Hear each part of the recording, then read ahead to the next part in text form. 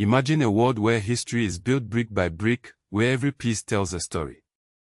But what if some stories are missing? What if entire civilizations are left out of the narrative? This is the hidden secret of Lego sets. While Lego has created countless sets depicting historical events and places from around the world, one glaring omission stands out: the near absence of official Lego sets centered on African history, especially pre-colonial African kingdoms. This is not just a gap in a toy line, it is a gap in cultural memory.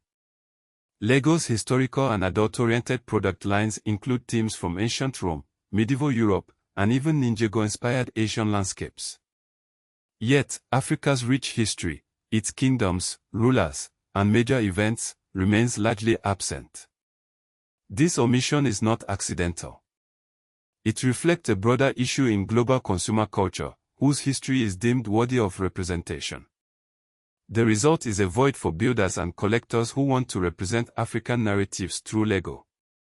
But where Lego has fallen short, artists and collectors have stepped in.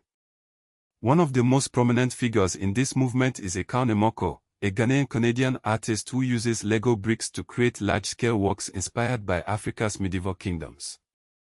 Nimako's art is not just about play, it is about historical reclamation. He uses Lego to counter the cultural erasure of Africa's medieval civilizations, bringing them into contemporary visual culture. His work is a powerful reminder that toys are not neutral. They shape cultural memory and ideas of history. This concept is explored in scholarly discussions around architectural colonialism, which argues that built environments and models can normalize imperial viewpoints. In the context of Lego, this means that the sets we build and display can reinforce dominant historical narratives, often at the expense of marginalized histories. The exclusion of African kingdoms from Lego's official lines is a prime example of this. It perpetuates the idea that African history is not part of the global canon, that it is somehow less important or less relevant.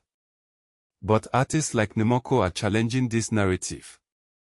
They are using Lego to assert that African medieval history belongs in the contemporary visual landscape.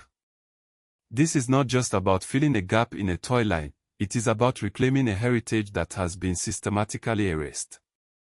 The impact of this movement goes beyond the art world. It affects what children and adult collectors can build, display, and normalize as world history. When Lego sets depict only certain histories, they shape what we consider important. By excluding African history, Lego contributes to the broader marginalization of African civilizations in popular culture. This is particularly significant for global audiences who encounter history through toys, movies, and games. The absence of African historical sets sends a message that African history is not worthy of representation. But the story does not end here. The response from artists and collectors has been to use Lego as a medium of historical reclamation. They are filling the void left by Lego's omission, creating their own sets and MOCs inspired by African history. This movement is particularly strong in the African diaspora, where artists like Nimako are using Lego to assert their cultural heritage. The debate connects to contemporary African and diasporic discussions about visibility, heritage, and whose history is treated as universal.